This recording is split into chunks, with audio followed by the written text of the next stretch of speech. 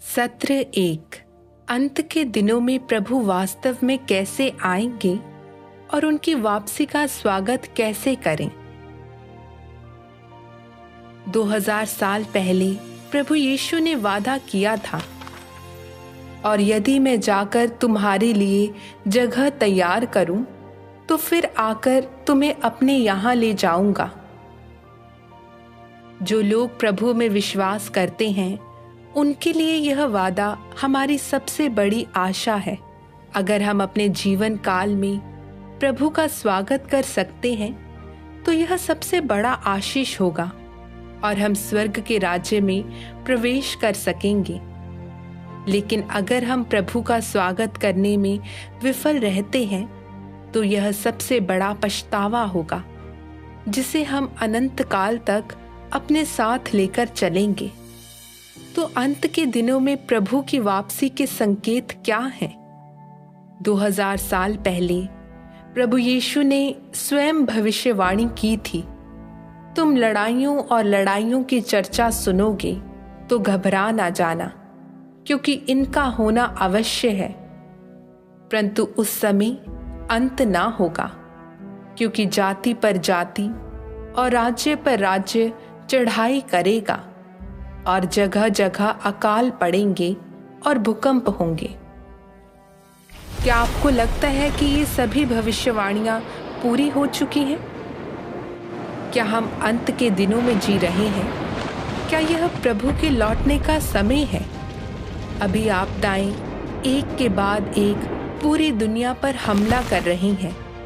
वे अधिक गंभीर और लगातार अधिक होती जा रही हैं। अकाल, बाढ़, सूखा, भूकंप, महामारी और यहाँ तक कि युद्ध भी दिखाई दिए हैं। यह पुष्टि करता है कि बड़ी आपदाएं शुरू हो गई हैं, जिसका अर्थ है कि यह वास्तव में प्रभु की वापसी का समय है। लेकिन क्या आप जानते हैं कि प्रभु वास्तव में कैसे आएंगे और हमें उनका स्वागत कैसे करना चाहिए? कुछ लोग कह सकते हैं, यह हमारी चिंता का विषय नहीं है। प्रभु तब आएंगे जब उन्हें मान लीजिए आना है। लेकिन भाइयों और बहनों, क्या आप जानते हैं, बाइबल प्रभु का स्वागत करने के 2 अलग अलग तरीकों का वर्णन करती है। बुद्धिमान कुंवारियों का तरीका और मूर्ख कुंवारियों का तरीका। बुद्धिमान कुंवारियां निष्क्रिय रूप से प्रतीक्षा नहीं करती, वे सक्रिय रूप से प्रभु के आगमन की तलाश करती हैं और तैयारी करती हैं। उनका तेल तैयार रहता है, जैसा कि प्रभु यीशु ने कहा था, और जो ढूंढता है वह पाता है, और जो खटखटाता है उसके लिए खोला जाएगा। और मूर्ख कुंवारियों के बारे में क्या? वे प्रभु के आगमन के बारे में उदासीन हैं। प्रभु की इच्छा को समझने की कोशिश करने के बजाय पारंपरिक मान्यताओं और अपनी धारणाओं और कल्पनाओं से हठपूर्वक चिपके रहते हैं। और इसलिए हालांकि वे प्रभु के आगमन की प्रतीक्षा कर रहे हैं, वे उनका स्वागत करने का अवसर खो देंगे। इस बाइबल अध्ययन में हम प्रभु के आगमन के बड़े मामले पर गहराई से चर्चा करेंगे। एक ऐसा विषय जो निर्धारित करता है कि हम उनका स्वागत कर सकते हैं या नहीं, और एक अच्छी मंजिल पा सकते हैं या नहीं। यदि आप आने वाली आपदाओं से बचना चाहते हैं, एक बुद्धिमान कुंवारी बनना चाहते हैं, अपना तेल तैयार करना चाहते हैं, प्रभु यीशु की वापसी का स्वागत करना चाहते हैं और एक सुंदर मंजिल पाना चाहते हैं, तो आज का विषय आपके लिए अत्यंत महत्वपूर्ण है। पहला, प्रभु यीशु ने मनुष्य के पुत्र के आगमन की भविष्यवाणी की थी। भाइयों और बहनों, सबसे पहले आइए एक महत्वपूर्ण प्रश्न पर चर्चा करें। प्रभु अंत के दिनों में वास्तव में कैसे आएंगे? धार्मिक जगत में बहुत से लोग मानते हैं कि प्रभु निश्चित रूप से बादल पर उतरेंगे। वे प्रकाशित वाक्य एक साथ की ओर इशारा करते हैं, जिसमें भविष्यवाणी की गई है, देखो वह बादलों के साथ आने वाला है और हर एक आंख उसे देखेगी, वरन जिन्होंने उसे बेधा था वे भी उसे देखेंगे और पृथ्वी के सारे कुल उसके कारण छाती पीटेंगे। इसके आधार पर वे आशा करते हैं कि जब प्रभु लौटेंगे, स्वर्गदूत अपनी तुरही बजाएंगे और वह बड़ी महिमा के साथ बादल पर उतरेंगे। प्रभु का एक बादल पर आना निश्चित रूप से पूरा होगा, इसमें कोई संदेह नहीं है। लेकिन क्या आपने कभी सोचा है, जब प्रभु यीशु बादलों के साथ आएंगे तो वह समय क्या होगा? शास्त्र कहता है, पृथ्वी के सारे कुल उसके कारण छाती पीटेंगे। तार्किक रूप से प्रभु का बादल पर उतरना खुशी के जश्न का दिन होना चाहिए। फिर क्यों सभी लोग विलाप करेंगे? यहाँ एक गहरा रहस्य है जिसे जानने की जरूरत है। बाइबल में प्रभु की वापसी के बारे में वास्तव में कई भविष्यवाणियां हैं और बादल पर उतरना केवल एक ही नहीं है। अगर हम सिर्फ एक या दो आयतों के आधार पर इस बात पर जोर देते हैं कि प्रभु सिर्फ बादल पर ही आएंगे, तो क्या यह निष्कर्ष पर पहुंचना नहीं है? ऐसा करने से हम प्रभु का स्वागत करने का अवसर चूकने और उनके द्वारा हटाए जाने की संभावना बहुत अधिक है। प्रभु कैसे वापस आएंगे, इसे सही तरह से समझने के लिए हमें सभी अलग अलग भविष्यवाणियों पर शांति से विचार करना चाहिए। जब हम ऐसा करेंगे, हमें नई और महत्वपूर्ण जानकारी मिलेगी। प्रभु की वापसी के बारे में बाइबल में कई भविष्यवाणियां हैं। प्रभु यीशु से भविष्यवाणियां, मनुष्यों से भविष्यवाणियां और स्वर्गदूतों से भविष्यवाणियां। अगर हम जानना चाहते हैं कि प्रभु कैसे लौटेंगे, तो किसकी भविष्यवाणियां सबसे सटीक हैं?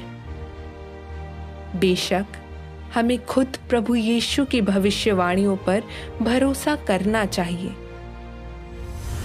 हालांकि धार्मिक दुनिया में ज्यादातर लोग मानवीय भविष्यवाणियों का हवाला देते हैं और उम्मीद करते हैं कि प्रभु खुले तौर पर बादल पर प्रकट होंगे, जबकि वे प्रभु यीशु द्वारा कही गई बातों को नजरअंदाज करते हैं। प्रभु की वापसी कोई आसान बात नहीं है, लेकिन इसमें कई रहस्य हैं जिन्हें तलाशने की जरूरत है। प्रभु यीशु ने कहा था, उस दिन और उस घड़ी के विषय में कोई नहीं जानता, ना स्वर्ग के दूत और ना पुत्र, परंतु केवल पिता। कोई मनुष्य उस दिन या घड़ी के विषय में नहीं जानता है, यहाँ तक कि स्वर्ग के स्वर्गदूत भी नहीं। इसलिए प्रभु का स्वागत करने के लिए हमें प्रभु यीशु की अपनी भविष्यवाणियों पर भरोसा करना चाहिए। तभी हम उनका स्वागत करने की आशा कर सकते हैं। तो आइए हम प्रभु यीशु की अपनी भविष्यवाणियों पर एक साथ नजर डालें। क्योंकि जैसे बिजली पूर्व से निकलकर पश्चिम तक चमकती है, वैसे ही मनुष्य के पुत्र का भी आना होगा। क्योंकि जैसे बिजली आकाश के एक छोर से कौंध कर आकाश के दूसरे छोर तक चमकती है, वैसे ही मनुष्य का पुत्र भी अपने दिन में प्रकट होगा। परंतु पहले अवश्य है कि वह बहुत दुख उठाए और इस युग के लोग उसे तुच्छ ठहराएं। इसलिए तुम भी तैयार रहो, क्योंकि जिस घड़ी के विषय में तुम सोचते भी नहीं हो, उसी घड़ी मनुष्य का पुत्र आ जाएगा। जैसे नूह के दिन थे, वैसा ही मनुष्य के पुत्र का आना भी होगा। आधी रात को धूम मची, देखो दुल्हा आ रहा है, उससे भेंट करने के लिए चलूं। यदि तू जागृत ना रहेगा तो मैं चोर के समान आ जाऊंगा और तू कदापि ना जान सकेगा कि मैं किस घड़ी तुझ पर आ पड़ूंगा। देख, मैं चोर के समान आता हूं। देख, मैं द्वार पर खड़ा हुआ खटखटाता हूं। यदि कोई मेरा शब्द सुनकर द्वार खोलेगा तो मैं उसके पास भीतर आकर उसके साथ भोजन करूंगा और वह मेरे साथ। प्रभु यीशु की इन भविष्यवाणियों में से किसी में भी बादल पर उतरने का उल्लेख नहीं है जहां हर आंख उसे देख सकती है। इसलिए प्रभु का आगमन सिर्फ एक ही तरीके से नहीं होता जैसा कि हमने कल्पना की है। खास तौर पर ये कुछ आयतें कई मुख्य बिंदुओं का बार बार जिक्र करती हैं।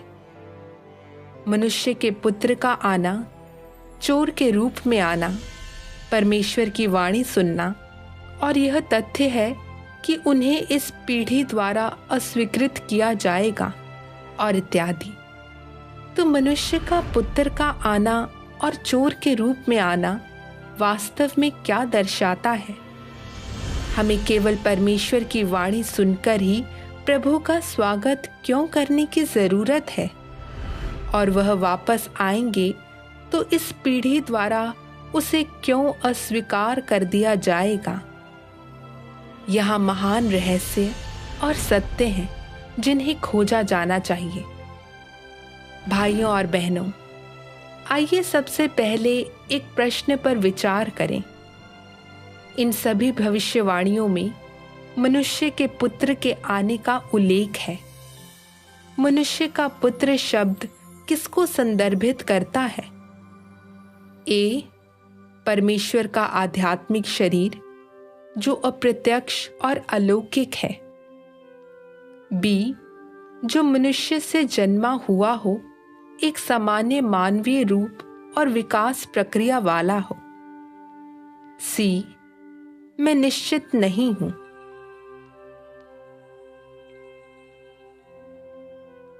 सही उत्तर है बी। मनुष्य का पुत्र किसी ऐसे को संदर्भित करता है जो मनुष्य से जन्मा हुआ हो, एक सामान्य मानवीय रूप और विकास प्रक्रिया वाला हो। क्या आपने सही उत्तर दिया? मनुष्य का पुत्र किसी ऐसे व्यक्ति को संदर्भित करता है जो मनुष्य से जन्म लेता है और सामान्य मानवता रखता है और विकास की सामान्य प्रक्रिया से गुजरता है। आत्मा को मनुष्य का पुत्र नहीं कहा जा सकता। उदाहरण के लिए, यहोवा परमेश्वर आत्मा है, उसका कोई भौतिक रूप या छवि नहीं है, इसलिए उसे कभी मनुष्य का पुत्र नहीं कहा जा सकता। कुछ लोगों ने पहले स्वर्गदूतों को देखा है, लेकिन चूंकि स्वर्गदूत भी आध्यात्मिक प्राणी हैं, इसलिए उन्हें भी मनुष्य का पुत्र नहीं कहा जा सकता। मनुष्य का पुत्र विशेष रूप से देहधारी परमेश्वर को संदर्भित करता है। देह धारण। मनुष्य का पुत्र और आध्यात्मिक शरीर एक दूसरे के बिल्कुल विपरीत हैं। मनुष्य का पुत्र सामान्य मनुष्यों से जन्म लेता है और एक साधारण व्यक्ति के रूप में प्रकट होता है। प्रभु यीशु के बारे में सोचें। वह एक सामान्य साधारण व्यक्ति की तरह दिखते और रहते थे। वह खाते थे, सोते थे और उनकी ज़रूरतें भी एक सामान्य मनुष्य जैसी ही थी। जब प्रभु यीशु ने भविष्यवाणी की थी कि वे अंत के दिनों में मनुष्य के पुत्र के रूप में लौटेंगे, तो उनका अभिप्राय था कि वे हमें बचाने के लिए दूसरी बार देहधारी होंगे। परमेश्वर के देहधारी होने का अर्थ है कि स्वर्ग का परमेश्वर पृथ्वी पर आता है और मनुष्य बन जाता है। उसके पास एक सामान्य देह है, सामान्य मानवता है जो प्रत्यक्ष, मूर्त और वास्तविक है। वह वास्तव में पृथ्वी पर मनुष्यों के बीच रहता है। दूसरे शब्दों में, परमेश्वर का सार देहधारी हो जाता है, मनुष्य बन जाता है। इसलिए जब प्रभु यीशु ने कहा मनुष्य का पुत्र आता है, वह दूसरी बार देहधारी होकर अंत के दिनों में लौटने का उल्लेख कर रहा था। प्रभु यीशु ने भी भविष्यवाणी की थी, क्योंकि जैसे बिजली आकाश के एक छोर से कौंध कर आकाश के दूसरे छोर तक चमकती है, वैसे ही मनुष्य का पुत्र भी अपने दिन में प्रकट होगा। परंतु पहले अवश्य है कि वह बहुत दुख उठाए और इस युग के लोग उसे तुच्छ ठहराएं। अंश, परंतु पहले अवश्य है कि वह बहुत दुख उठाए और इस युग के लोग उसे तुच्छ ठहराएं। यह इस बात का और भी सबूत है कि प्रभु देह में आएंगे। केवल तभी जब परमेश्वर देह में मनुष्यों के बीच आएंगे, उनका प्रतिरोध किया जाएगा और उनकी निंदा की जाएगी। केवल तभी वे पीड़ा उठा सकते हैं और इस पीढ़ी द्वारा अस्वीकार किए जा सकते हैं। यदि वे एक शानदार आध्यात्मिक शरीर में बादल पर उतरते हुए आए, तो कौन उनका प्रतिरोध करने की हिम्मत करेगा? तब बहुत दुख उठाने की बात ही नहीं होगी। इस पीढ़ी द्वारा फिर से अस्वीकार किए जाने की तो बात ही दूर की है। इसलिए प्रभु यीशु की वापसी निश्चित रूप से देह में होगी, इसमें कोई संदेह नहीं है। कुछ लोग पूछ सकते हैं, यदि वह देह में आ रहा है तो भविष्यवाणी में केवल देह क्यों नहीं कहा गया? इसमें मनुष्य का पुत्र क्यों कहा गया है? यह भविष्यवाणी की प्रकृति है। सभी भविष्यवाणियों में छिपे अर्थ होते हैं। यदि इसमें सीधे तौर पर देह में आने के बारे में कहा गया होता, तब यह भविष्यवाणी नहीं होती, बल्कि केवल भाषण होता। लेकिन समझ रखने वाले लोग जो मनुष्य के पुत्र के अर्थ पर विचार करते हैं, उन्हें अंतर्दृष्टि प्राप्त होगी और वे समझेंगे कि इसका अर्थ है परमेश्वर का देह बनना। शायद हो सकता है कि आपने यह पहली बार सुना हो, लेकिन हमें जल्दबाजी में निष्कर्ष पर नहीं पहुंचना चाहिए। अगर आप विनम्र हृदय से सुनना जारी रखेंगे, आपको परमेश्वर के देह में लौटने के और भी सबूत मिलेंगे।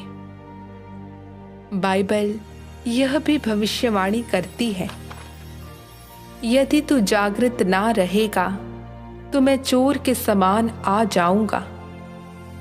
देख, मैं चोर के समान आता हूं। तो प्रभु का चोर के समान आने का क्या अर्थ है और यह कैसे पूरा होता है? चोर की तरह आना स्पष्ट रूप से एक रूपक है। यह प्रभु की वापसी के तरीके का वर्णन करता है। गुप्त रूप से, चुपचाप, लोगों द्वारा पहचाने नहीं जाने, खुले में नहीं और बिना किसी धूमधाम के, जो उनके आगमन को सभी के लिए स्पष्ट कर देगा। चोर की तरह गुप्त रूप से आने का यही सही अर्थ है। लोग उसे देखेंगे, लेकिन यह नहीं पहचान पाएंगे कि वह परमेश्वर है। इसीलिए प्रभु यीशु ने अंत के दिनों में प्रकट होने और कार्य करने के लिए देह में अपनी वापसी का वर्णन करने के लिए इस रूपक का उपयोग किया, और यह वास्तव में एक उपयुक्त वर्णन है। यह बिल्कुल वैसा ही है जब प्रभु यीशु पहली बार प्रकट हुए थे। बाहरी रूप से वे एक साधारण व्यक्ति थे। कोई भी उन्हें देखकर नहीं बता सकता था कि वह परमेश्वर है। यदि लोग उनको देखकर उन्हें मसीहा के रूप में पहचान सकते तो वे उन्हें क्रूस पर नहीं चढ़ाते। यह दर्शाता है कि लोग उनके बाहरी रूप के आधार पर देहधारी परमेश्वर को नहीं पहचान सकते। बाइबल में और भी उदाहरण हैं।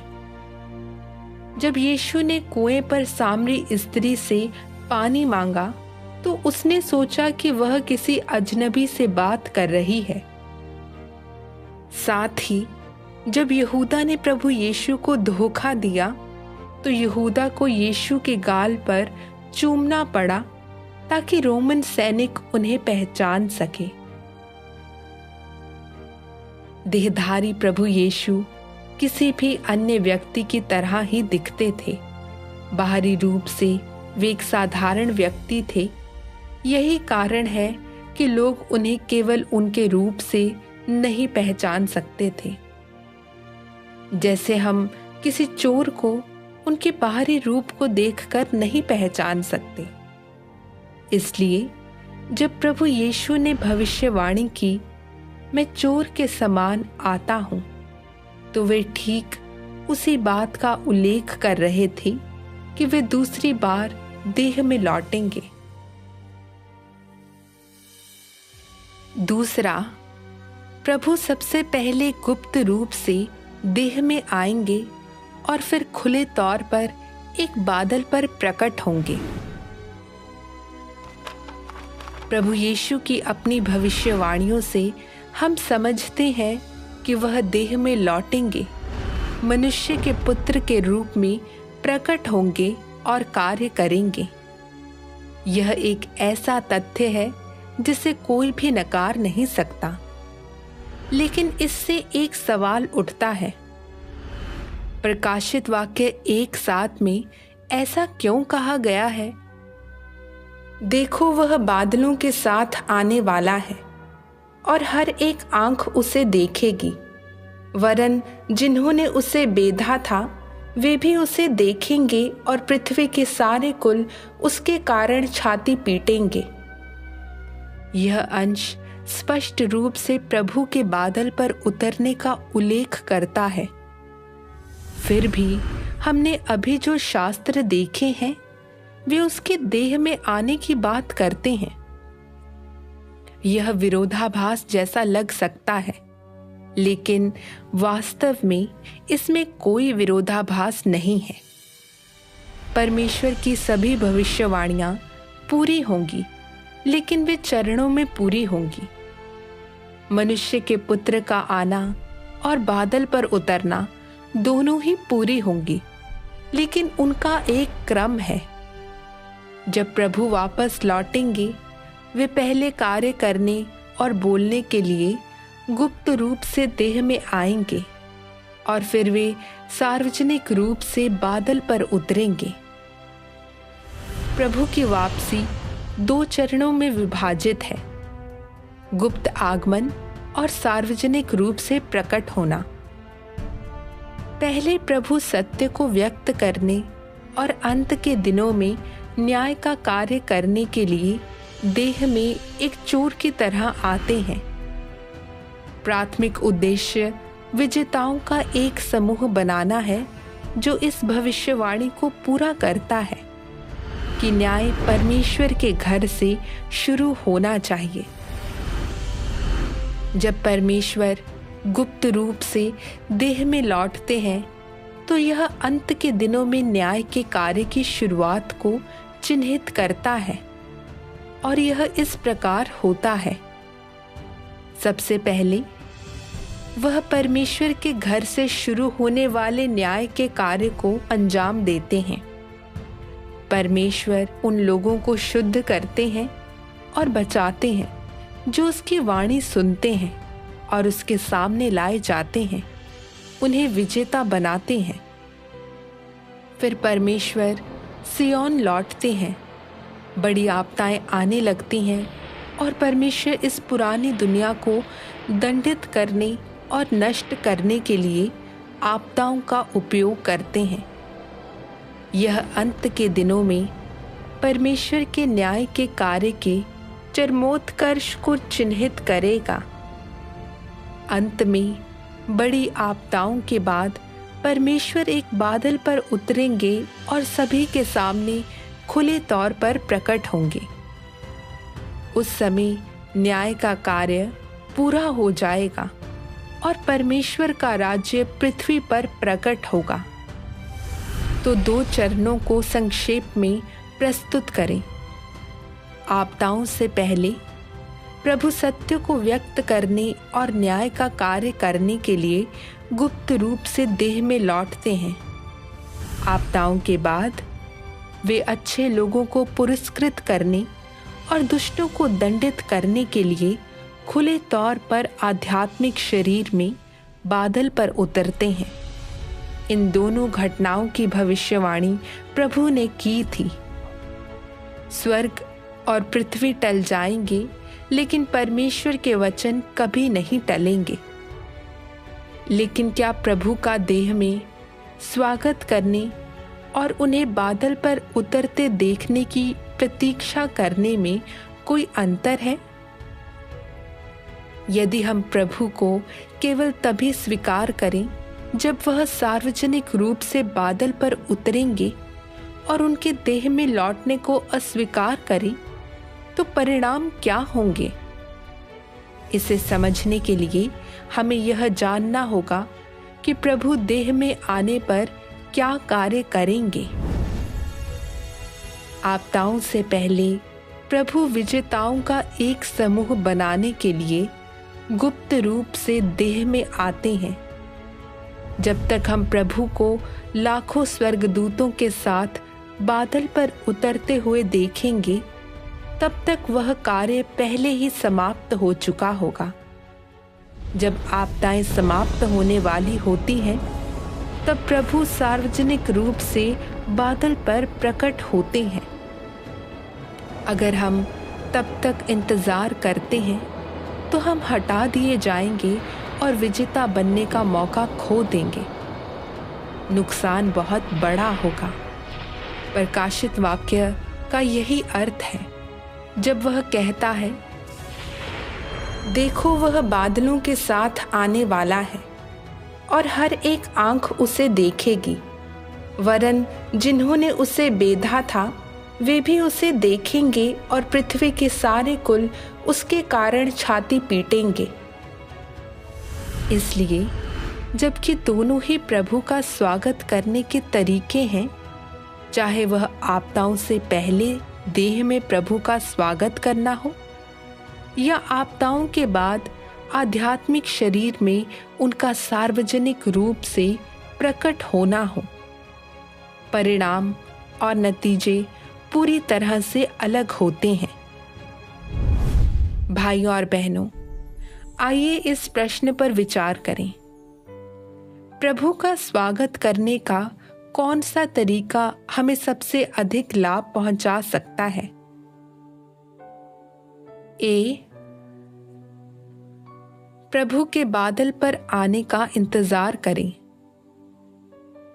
बी, जब प्रभु दूसरी बार गुप्त रूप से देह में लौटेंगे तो उनका स्वागत करें।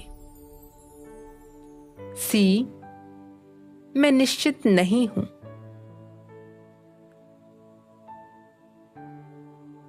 सही उत्तर है बी, जब प्रभु दूसरी बार गुप्त रूप से देह में लौटेंगे तो उनका स्वागत करें। अगर हम आपदाओं के बाद प्रभु के बादलों पर उतरने का इंतजार करेंगे, तो हम अंत के दिनों में परमेश्वर के उद्धार से चूक जाएंगे और हम रोएंगे और दांत पीसेंगे।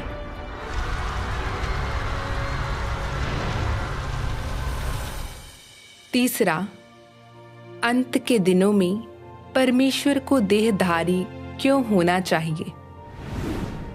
प्रभु 2000 साल पहले देह में प्रकट हुए और कार्य किए।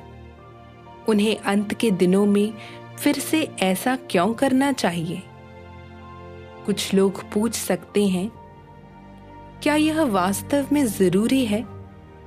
क्या परमेश्वर आत्मा में कार्य नहीं कर सकते, जैसा कि यहोवा परमेश्वर ने अतीत में किया था? यह एक वैध प्रश्न है, लेकिन हमें सबसे पहले यह याद रखना चाहिए कि परमेश्वर आत्मा के रूप में कार्य करता है या देहधारी होकर। इसका निर्णय कोई व्यक्ति नहीं बल्कि स्वयं परमेश्वर करता है। परमेश्वर जो तरीका चुनता है वह उसके कार्य की आवश्यकताओं और भ्रष्ट मानव जाति की आवश्यकताओं के अनुसार निर्धारित होता है। परमेश्वर हमेशा वह तरीका चुनता है जो उसके कार्य के लिए सबसे प्रभावी हो और मानवता को बचाने के लिए सबसे अधिक लाभदायक हो। यह समझने के लिए कि परमेश्वर का देह बनना क्यों आवश्यक है, हमें सबसे पहले यह समझना होगा कि परमेश्वर अंत के दिनों में क्या कार्य करना चाहते हैं। परमेश्वर सत्य को व्यक्त करने के लिए देह धारण करते हैं, जिससे लोगों के लिए उनके पास आना और उन्हें समझना आसान हो जाता है। प्रभु यीशु ने स्वयं भविष्यवाणी की थी, मुझे तुमसे और भी बहुत सी बातें कहनी हैं, परंतु अभी तुम उन्हें सह नहीं सकते। परंतु जब वह अर्थात सत्य का आत्मा आएगा तो तुम्हें सब सत्य का मार्ग बताएगा। पिता किसी का न्याय नहीं करता, परंतु न्याय करने का सब काम पुत्र को सौंप दिया है, वरन उसे न्याय करने का भी अधिकार दिया है, इसलिए कि वह मनुष्य का पुत्र है। यदि कोई मेरी बातें सुनकर ना माने तो मैं उसे दोषी नहीं ठहराता, क्योंकि मैं जगत को दोषी ठहराने के लिए नहीं, परंतु जगत का उद्धार करने के लिए आया हूँ। वो जो मुझे नकार देता है और मेरे वचन नहीं स्वीकारता, उसका भी न्याय करने वाला कोई है। मैंने जो वचन बोले हैं वे ही अंत के दिन उसका न्याय करेंगे। जब प्रभु यीशु ने कहा, मुझे तुमसे और भी बहुत सी बातें कहनी है, परंतु अभी तुम उन्हें सह नहीं सकते, इसका अर्थ है कि प्रभु के पास बहुत सी बातें थी जो वह हमें बताना चाहते थे, परंतु उस समय मानव जाति उन्हें सह नहीं सकती थी। इसलिए प्रभु यीशु ने इन वचनों को अंत के दिनों के लिए बचा लिया। शास्त्रों में यह भी उल्लेख है कि प्रभु अपने वचनों का उपयोग अंत के दिनों में लोगों का न्याय करने के लिए करेंगे। इसका अर्थ है कि प्रभु लोगों के एक समूह का न्याय करने, उन्हें शुद्ध करने और बचाने के लिए सत्य व्यक्त करेंगे, जिससे वे विजेता बनेंगे। भाइयों और बहनों, चलिए इस पर विचार करें। यदि प्रभु सत्य व्यक्त करने और न्याय करने के लिए लौट रहे हैं, तो कौन सी विधि हमारे लिए उनके पास आना और उनके वचनों को समझना सरल बनाती है? ए, परमेश्वर देह बन जाते हैं, मानवीय छवि के साथ मानवीय भाषा बोलते हैं। बी, परमेश्वर हमसे सीधे स्वर्ग से आत्मा के रूप में बोल रहे हैं। सी, मुझे नहीं पता।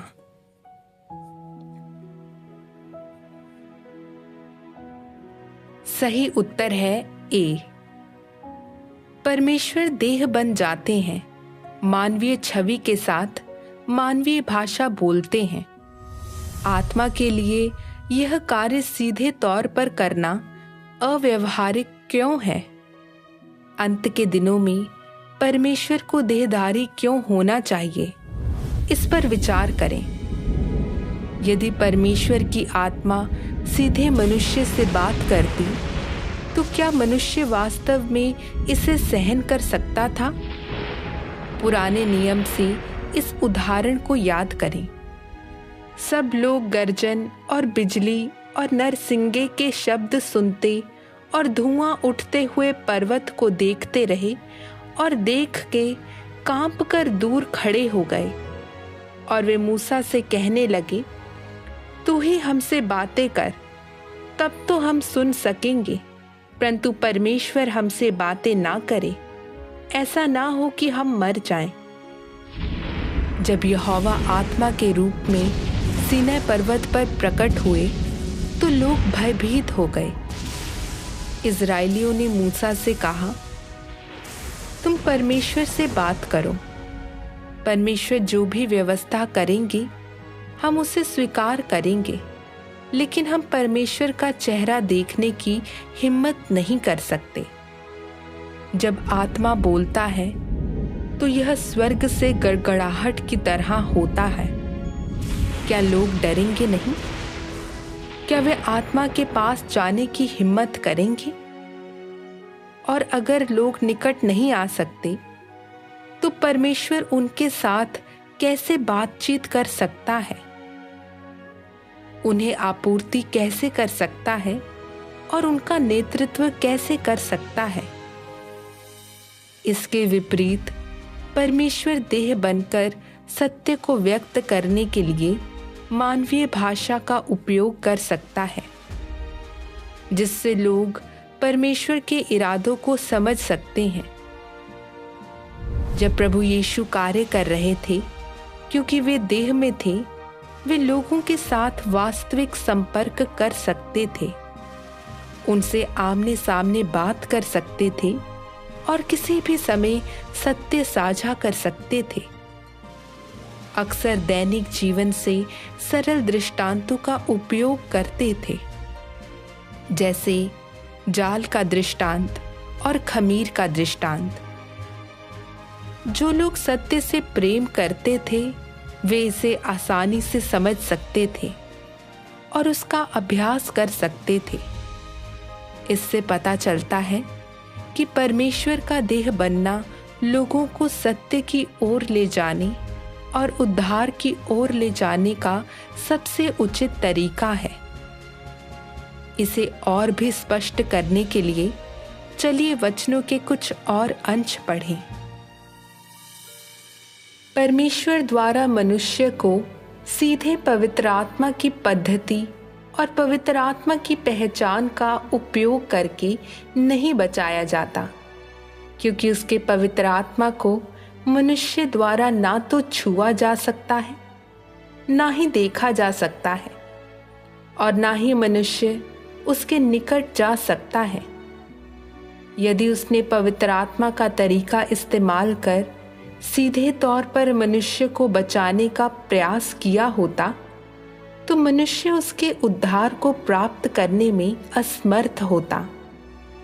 यदि परमेश्वर एक सृजित मनुष्य का बाहरी रूप धारण ना करता तो मनुष्य के लिए इस उद्धार को प्राप्त करने का कोई उपाय ना होता, क्योंकि मनुष्य के पास उस तक पहुंचने का कतई कोई तरीका नहीं है। बहुत हद तक वैसे ही जैसे कोई मनुष्य यहोवा के बादल के पास नहीं जा सकता था।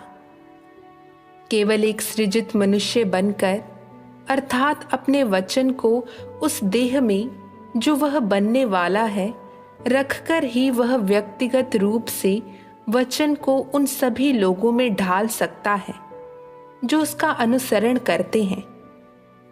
केवल तभी मनुष्य व्यक्तिगत रूप से उसके वचन को सुन और देख सकता है, और इससे भी बढ़कर उसके वचन को प्राप्त कर सकता है और इसके माध्यम से पूरी तरह से बचाया जा सकता है। यह परमेश्वर के देह बनने का लाभ था। वह मानव जाति के ज्ञान का लाभ उठा सकता था और लोगों से बात करने और अपनी इच्छाओं को व्यक्त करने के लिए मानवीय भाषा का उपयोग कर सकता था। उसने मनुष्य को अपनी गहन दिव्य भाषा, जिसे समझने में लोगों को संघर्ष करना पड़ता था, मानवीय भाषा में मानवीय तरीके से समझाई या इसका अनुवाद किया।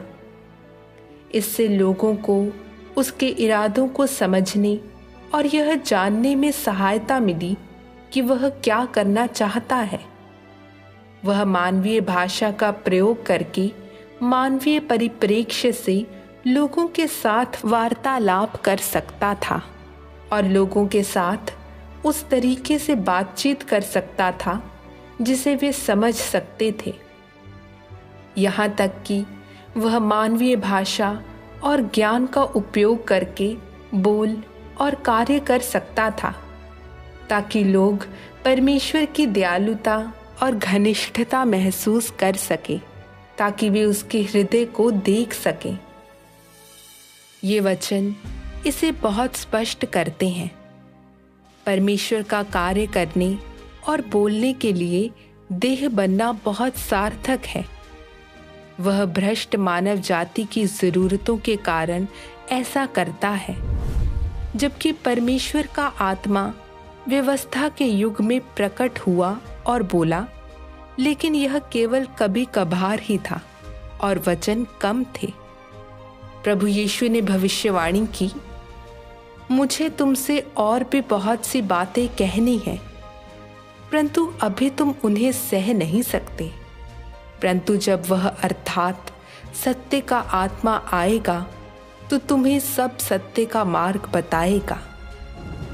इस शास्त्र में उल्लेख है कि अंत के दिनों में प्रभु यीशु के पास हमें बताने के लिए बहुत सी बातें हैं और वह हमें सभी सत्य में मार्गदर्शन भी करेंगे।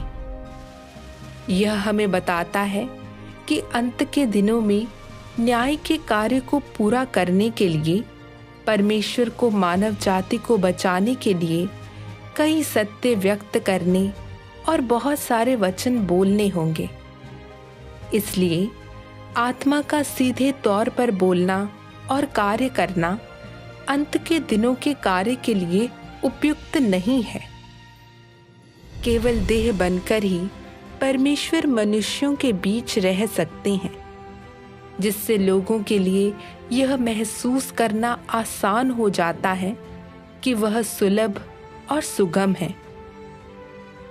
इससे लोग सत्य को बेहतर ढंग से समझ पाते हैं।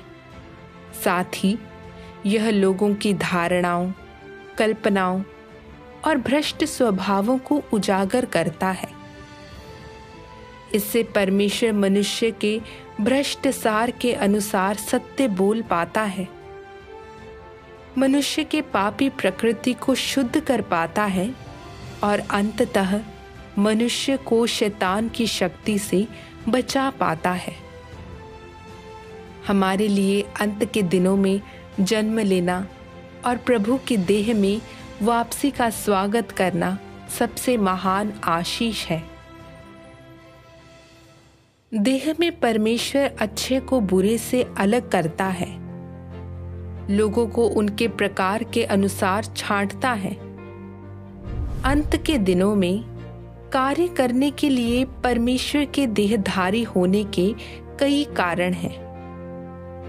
वह लोगों का न्याय करने, उन्हें शुद्ध करने और बचाने के लिए अपने वचनों को व्यक्त करने के लिए आता है। साथ ही यह लोगों को प्रकट करने, लोगों को हटाने और प्रत्येक को उनकी किस्म के अनुसार छांटने, भेड़ों को बकरियों से, गेहूं को जंगली पौधों से, अच्छे सेवकों को बुरे सेवकों से अलग करने के लिए भी है, ताकि परमेश्वर अच्छे लोगों को पुरस्कृत कर सके और दुष्टों को दंडित कर सके। यदि परमेश्वर अपने गौरवशाली आध्यात्मिक शरीर में प्रकट होता तो हर कोई अच्छा और बुरा दोनों आराधना में गिर जाता। फिर अच्छाई को बुराई से कैसे अलग किया जा सकता है?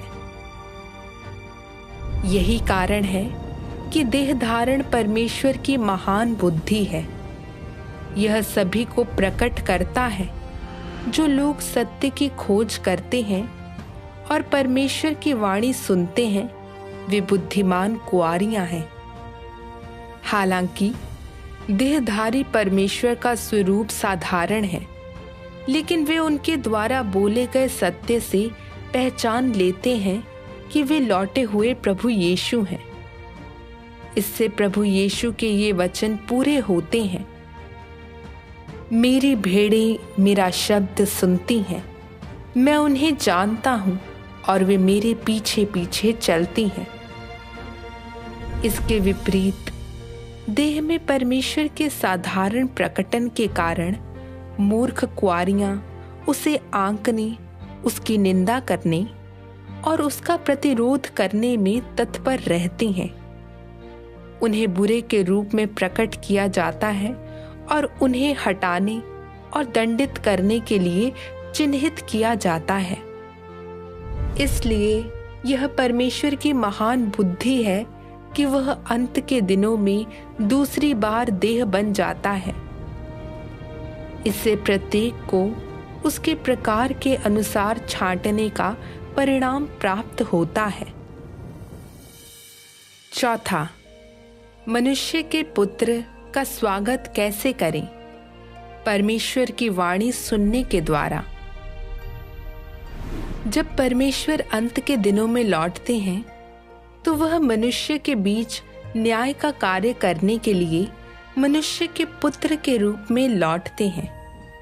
इसलिए यदि वह मनुष्य का एक साधारण और सामान्य मनुष्य का पुत्र है और उसकी दिव्यता उसके बाहरी रूप से नहीं देखी जा सकती है, तो हम उसका स्वागत कैसे कर सकते हैं?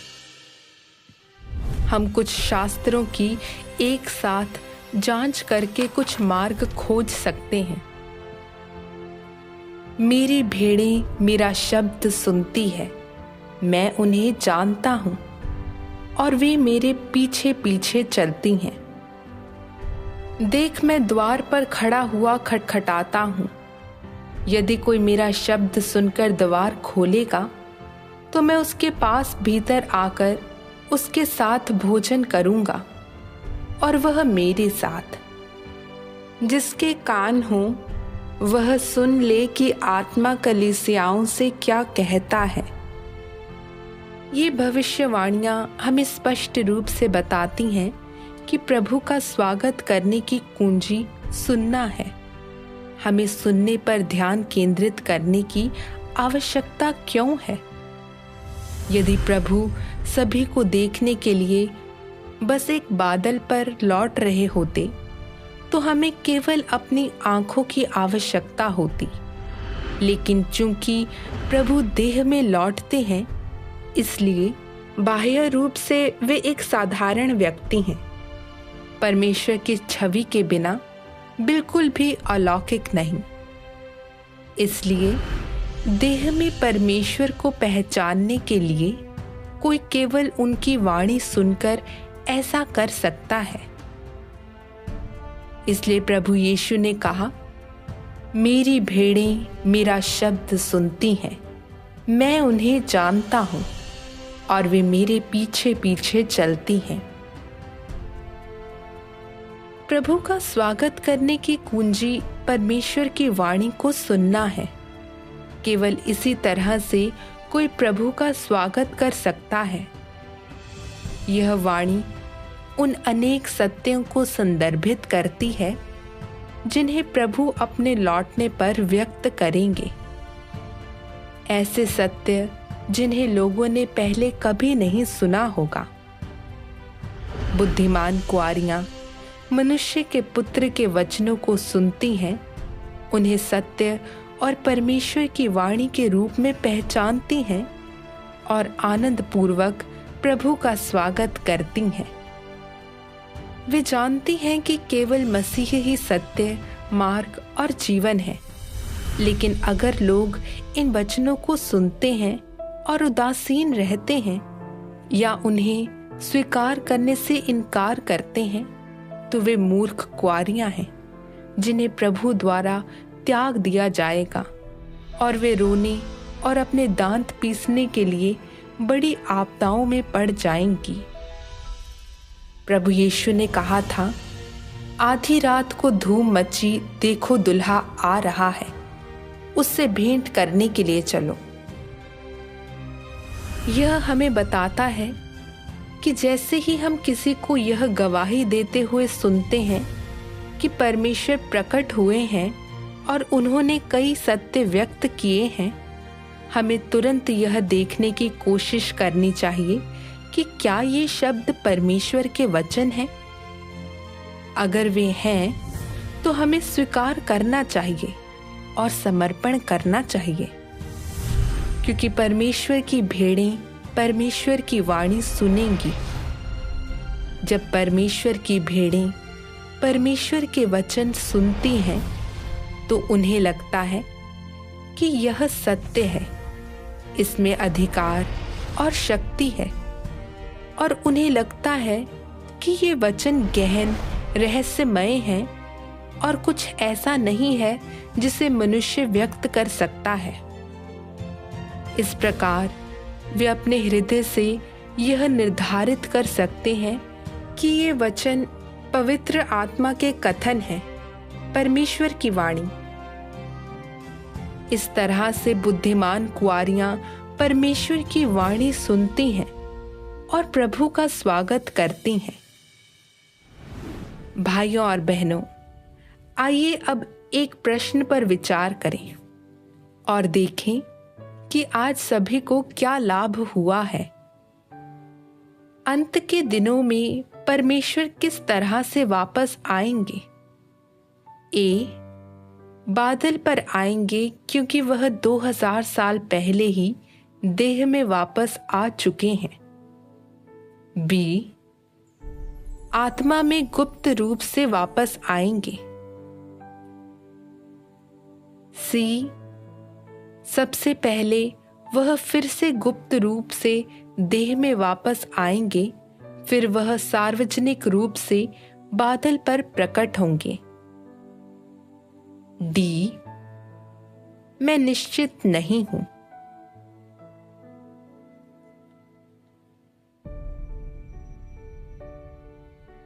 सही उत्तर है सी, सबसे पहले वह फिर से गुप्त रूप से देह में वापस आएंगे, फिर वह सार्वजनिक रूप से बादल पर प्रकट होंगे। क्या आपने सही समझा? पांचवा, प्रभु पर विश्वास करने किंतु उनका स्वागत ना करने के क्या परिणाम होते हैं? भाइयों और बहनों, प्रभु यीशु की भविष्यवाणियों को पढ़ने के बाद अब हमें कुछ समझ आ गई है कि प्रभु अंत के दिनों में कैसे आएंगे और वे क्या कार्य लेकर आएंगे। प्रभु की वापसी 2 चरणों में विभाजित है, गुप्त आगमन और सार्वजनिक रूप से प्रकट होना। सबसे पहले प्रभु एक चोर की तरह आते हैं, जिसका अर्थ है कि परमेश्वर देह बन जाता है और सत्य को व्यक्त करने और अंत के दिनों में न्याय का कार्य करने के लिए गुप्त रूप से लौटते हैं। मुख्य उद्देश्य विजेताओं के एक समूह को पूर्ण करना है, जो इस भविष्यवाणी को पूरा करते हैं कि न्याय परमेश्वर के घर से शुरू होना चाहिए। जब परमेश्वर गुप्त रूप से देह में लौटते हैं तो यह अंत के दिनों में न्याय के कार्य की शुरुआत को चिन्हित करते हैं। वह सबसे पहले परमेश्वर के घर से शुरू होने वाले न्याय के कार्य को अंजाम देते हैं। परमेश्वर उन लोगों को शुद्ध करते हैं और बचाते हैं जो उसकी वाणी सुनते हैं और उसके सामने लाए जाते हैं, उन्हें विजेता बनाते हैं। फिर परमेश्वर सिय्योन लौटते हैं, बड़ी आपदाएं आने लगती हैं और परमेश्वर इस पुरानी दुनिया को दंडित करने और नष्ट करने के लिए आपदाओं का उपयोग करते हैं। यह अंत के दिनों में परमेश्वर के न्याय के कार्य के चरमोत्कर्ष को चिन्हित करेगा। अंत में बड़ी आपदाओं के बाद परमेश्वर एक बादल पर उतरेंगे और सभी के सामने खुले तौर पर प्रकट होंगे। उस समय न्याय का कार्य पूरा हो जाएगा और परमेश्वर का राज्य पृथ्वी पर प्रकट होगा। इसलिए यदि हम बुद्धिमान कुआरियां बनना चाहते हैं तो हमें आपदाओं से पहले देह में लौटने वाले परमेश्वर का स्वागत करना चाहिए। यही कारण है कि प्रभु ने हमें बार बार बताया, मेरी भेड़ें मेरा शब्द सुनती है, मैं उन्हें जानता हूं और वे मेरे पीछे पीछे चलती हैं। वह चाहता है कि हम उसके गुप्त आगमन के दौरान उसके द्वारा बोले गए सत्यों से उसे पहचानना सीखें। जब वह देह में लौटेंगे तो वह हमें सभी सत्यों में अगुवाई करेंगे। अंततः यह देह में परमेश्वर ही है जो हमें बचाते हैं और हमें अपने वादे देते हैं। प्रभु जो खुले तौर पर बादल पर प्रकट होते हैं, वह शैतान और मसीह विरोधियों की ताकतों को खत्म करने के लिए, दंडित करने का कार्य करने के लिए बाद में आता है। उस समय परमेश्वर का कार्य समाप्त हो चुका होगा और परमेश्वर ने युग का अंत कर दिया होगा। इसलिए प्रभु ने हमें अपने सार्वजनिक प्रकटन का स्वागत करने के लिए नहीं कहा। प्रभु ने हमें अपने गुप्त आगमन का स्वागत करने के लिए देखने और प्रतीक्षा करने के लिए कहा। यदि हम अभी भी प्रभु के बादल पर आने का इंतजार करना चाहते हैं तो हमें आशीष नहीं बल्कि आपदा मिलेगी। हमारा अंत थोमा जैसा होगा, जैसा कि प्रभु यीशु ने थोमा से कहा, तूने मुझे देखा है, क्या इसलिए विश्वास किया है? धन्य वे हैं जिन्होंने बिना देखे विश्वास किया। इसलिए यदि हम प्रभु को बादल पर आते देखने से पहले उनकी वाणी सुनकर उनकी वापसी का स्वागत करते हैं तो हम धन्य हैं और विजेता बनाए जाएंगे और सबसे धन्य होंगे। अंत में आइए अधिक स्पष्टता से समझने के लिए वचनों का एक और अंश पढ़ें। बहुत से लोगों को शायद इसकी परवाह ना हो कि मैं क्या कहता हूं, किंतु मैं ऐसे हर तथाकथित संत को जो यीशु का अनुसरण करते हैं बताना चाहता हूं कि जब तुम लोग यीशु को एक श्वेत बादल पर स्वर्ग से उतरते अपनी आंखों से देखोगे तो यह धार्मिकता के सूर्य का सार्वजनिक प्रकटन होगा। शायद वह तुम्हारे लिए एक बड़ी उत्तेजना का समय होगा, मगर तुम्हें पता होना चाहिए कि जिस समय तुम यीशु को स्वर्ग से उतरते देखोगे, यही वह समय भी होगा जब तुम दंडित किए जाने के लिए नीचे नरक में जाओगे। वह परमेश्वर की प्रबंधन योजना की समाप्ति का समय होगा और वह समय होगा जब परमेश्वर सज्जन को पुरस्कार और कुकर्मी को दंड देगा, क्योंकि परमेश्वर का न्याय मनुष्य के चिन्ह देखने से पहले ही समाप्त हो चुका होगा।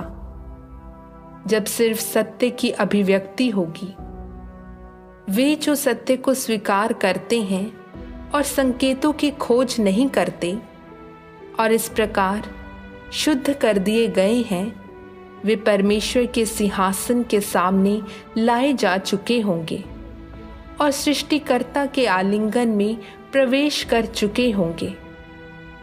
सिर्फ वे जो इस विश्वास में बने रहते हैं कि ऐसा यीशु जो श्वेत बादल पर सवारी नहीं करता, एक झूठा मसीह है, अनंत दंड के अधीन कर दिए जाएंगे, क्योंकि वे सिर्फ उस यीशु में विश्वास करते हैं जो संकेत प्रदर्शित करता है, पर उस यीशु को मान्यता नहीं देते जो कड़ा न्याय अभिव्यक्त करता है और जीवन और सच्चा मार्ग जारी करता है। इसलिए केवल यही हो सकता है कि जब यीशु खुलेआम श्वेत बादल पर वापस लौटे तो वह उनके साथ निपटे। वे बहुत हठधर्मी, अपने आप में बहुत आश्वस्त, बहुत अहंकारी हैं। ऐसे अधम लोग यीशु द्वारा कैसे पुरस्कृत किए जा सकते हैं? यीशु की वापसी उन लोगों के लिए एक महान उद्धार है जो सत्य को स्वीकार करने में सक्षम है, पर उनके लिए जो सत्य को स्वीकार करने में असमर्थ हैं, यह दंडाज्ञा का संकेत है। तुम लोगों को अपना स्वयं का रास्ता चुनना चाहिए और पवित्र आत्मा के खिलाफ निंदा नहीं करनी चाहिए और सत्य को अस्वीकार नहीं करना चाहिए। तुम लोगों को अज्ञानी और अभिमानी व्यक्ति नहीं बनना चाहिए, बल्कि ऐसा बनना चाहिए जो पवित्र आत्मा के मार्गदर्शन के प्रति समर्पण करता हो और सत्य के लिए प्यासा होकर इसकी खोज करता हो। सिर्फ इसी तरीके से तुम लोग लाभान्वित होगे।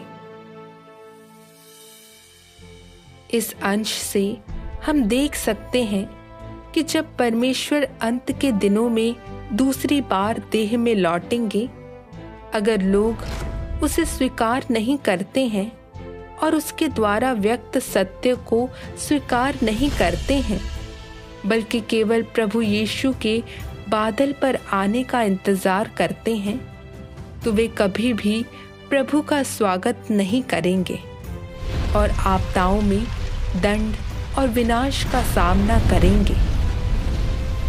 अंत के दिनों में केवल देह में परमेश्वर ही मनुष्य का न्याय करने, उसे शुद्ध करने और बचाने के लिए सत्य व्यक्त कर सकते हैं।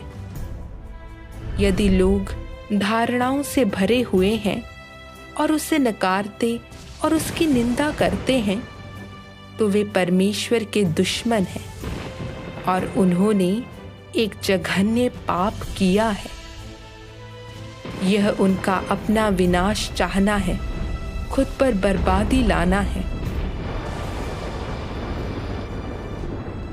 यह सब सुनने के बाद कुछ लोग सोच सकते हैं, लगभग पूरा धार्मिक जगत मानता है कि प्रभु बादल पर आएंगे।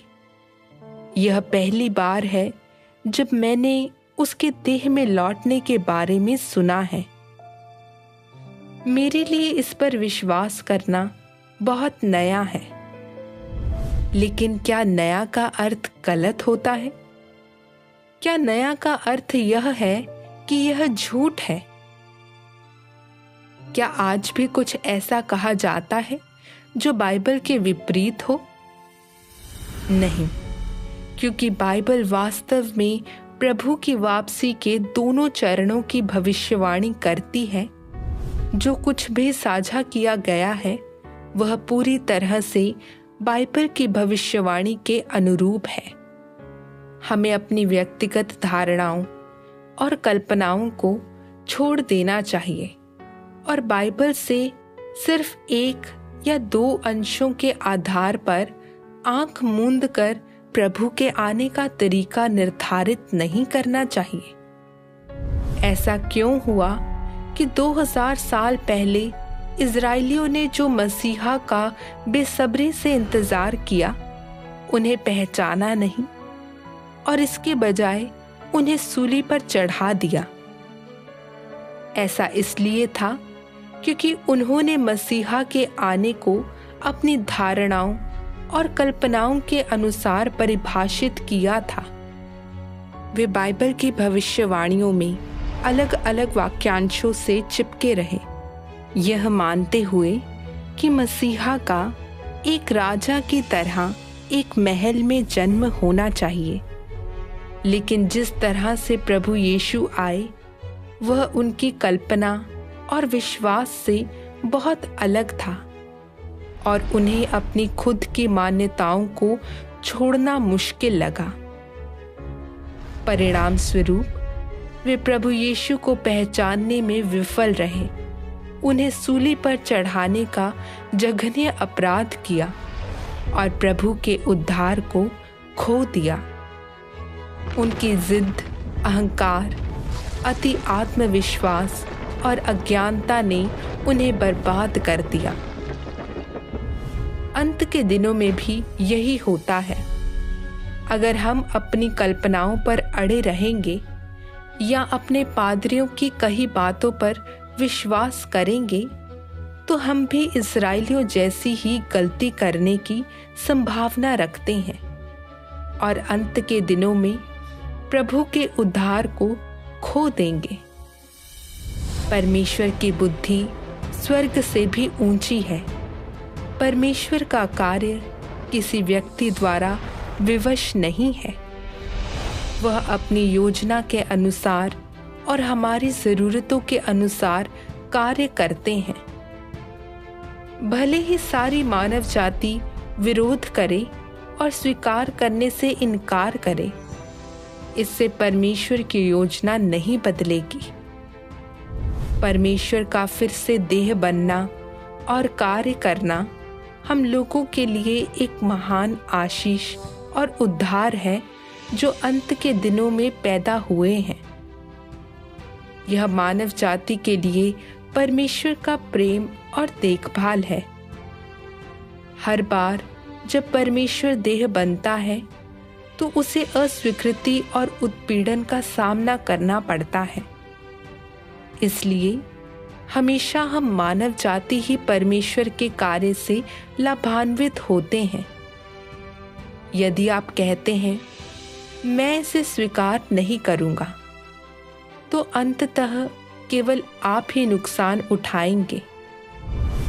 प्रभु का आगमन एक बड़ा मामला है। मुझे आशा है कि हर कोई इसे सावधानी से लेगा और इसकी गंभीरता से जांच करेगा। हर हाल में इस अवसर को ना चूके और जीवन भर पछताएं नहीं।